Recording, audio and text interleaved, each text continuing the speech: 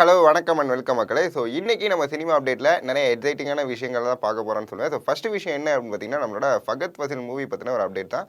So Fahadh Fazil பார்த்தீங்கன்னா recent டைமில் நடித்த எல்லா மூவியுமே ஒரு செம்ம ஹிட் ஆகுதுன்னு சொல்லலாம். அவருக்கு அது மட்டும் இல்லாமல் லாஸ்ட்டாக நடித்த ஆவேஷம் வந்து ஒரு பெரிய ஹிட் ஆனது மலையாளத்தில். அந்தளவுக்கு வந்து பார்த்தீங்கன்னா அவரோட ஃபேன் பேஸ் வந்து ரொம்ப அதிகமாக இருக்குது.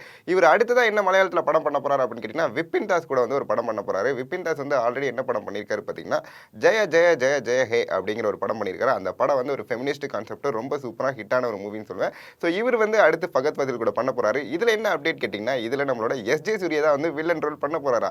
ஸோ ஃபகத் ஃபாசில் அண்ட் எஸ்ஜே சூர்யா 2 பேரோட காம்பினேஷனுக்கு ரொம்ப ஈகராக வெயிட் பண்ணுறேன்னே சொல்லுவேன். அடுத்ததான் நம்மளோட தலைவர் ரஜினியோட கூலி படத்தை பற்றின ஒரு அப்டேட் தான். ஸோ கூலி படம் வந்து பார்த்தீங்கன்னா ஷூட்டிங் ஸ்டார்ட் ஆகி ஒரு 3 நாள் ஆயிடுச்சு. இந்த 3 நாள் வந்து பார்த்தீங்கன்னா நிறைய எக்ஸைட்டிங்கான அப்டேட்லாம் வந்து விட்டுட்டே இருந்தாங்க. ஒரு நாள் வந்து பார்த்தீங்கன்னா ஸ்ருதிகாசன் ஆட் ஆயிட்டாங்கன்னு சொன்னாங்க. இன்னொரு நாள் வந்து பார்த்தீங்கன்னா தலைவரோட லுக் வந்து ஒரு நாள் விட்டுருந்தாங்க. இப்போ வந்து பார்த்தீங்கன்னா இன்னொரு அப்டேட் வந்து விட்டுருக்காங்க. இன்னைக்கு என்ன அப்டேட் விட்டுருக்காங்க அப்படின்னு பார்த்தீங்கன்னா, ரெபா மோனிகா வந்து இந்த படத்தில் ஜாயின் ஆயிருக்காங்க. இவங்க ஆல்ரெடி வந்து பார்த்தீங்கன்னா பிகில் படத்தில் ஒரு one of the girl of ஃபுட்பாலில் நடிச்சிருந்தாங்க.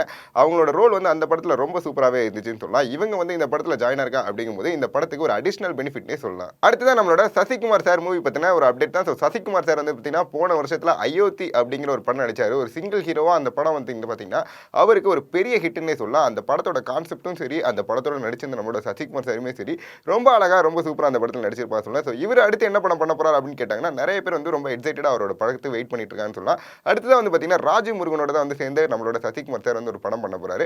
ராஜு முருகன் லாஸ்ட்டாக எடுத்த ஜப்பான் வந்து பார்த்தீங்கன்னா கொஞ்சம் ஃபெயிலியர் ஆயிடுச்சு. பட் இதுக்கப்புறம் வந்து பார்த்தீங்கன்னா அவர் எடுக்க போகிற படம் கண்டிப்பாக ஹிட் ஆகணும் அப்படிங்கிற ஒரு கான்செப்ட்ல தான் வந்து பார்த்தீங்கன்னா ஒரு படம் பண்ணிட்டு இருப்பாரு.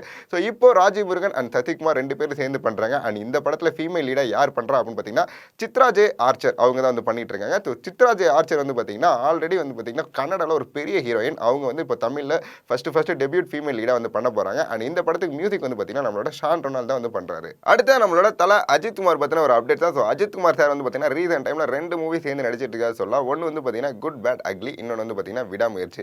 இந்த விடாமுயற்சி வந்து பார்த்தீங்கன்னா தீபாவளிக்கு ரிலீஸ் அப்படிங்கிற மாதிரி நிறைய பேர் சொல்லிட்டு இருக்காங்க. அந்த மாதிரியே வந்து பார்த்தீங்கன்னா இப்போ 2 போஸ்டர் லுக் வந்து நியூவாக விட்டுருக்காங்க.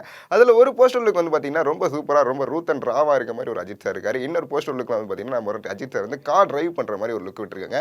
இந்த போஸ்டர் லுக்கை வச்சுக்கிட்டா முன்னாடி ஒரு மோசமான ஒரு போஸ்டர் லுக்கை விட்டீங்க அப்படிங்கிற மாதிரி நிறைய பேர் வந்து கலாவி கழிச்சு ஊற்றிட்டு இருக்காங்கன்னு சொல்லலாம் நம்ம இன்டர்நெட்டில். ஸோ இந்த போஸ்டர் லுக் வந்து பார்க்கும்போது அஜித் சார் எல்லாரும் ஃபேன்ஸ் வந்து பார்த்தீங்கன்னா ரொம்ப சூப்பராக ரொம்ப ஜாலியாக இந்த போஸ்ட் வந்து ஷேர் பண்ணி ட்ரெண்ட் பண்ணிட்டு இருக்காங்கன்னே சொல்லலாம். அடுத்தது வந்து பார்த்தீங்கன்னா நம்மளோட ஹரிஷ் கல்யாண் மூவி பற்றின ஒரு அப்டேட் தான். ஸோ ஹரிஷ் கல்யாண் வந்து லாஸ்ட்டாக நடிச்ச பார்க்கிங் அப்படிங்கிற இந்த படம் வந்து பார்த்தீங்கன்னா ஒரு செம்ம ஹிட் ஆனிச்சு.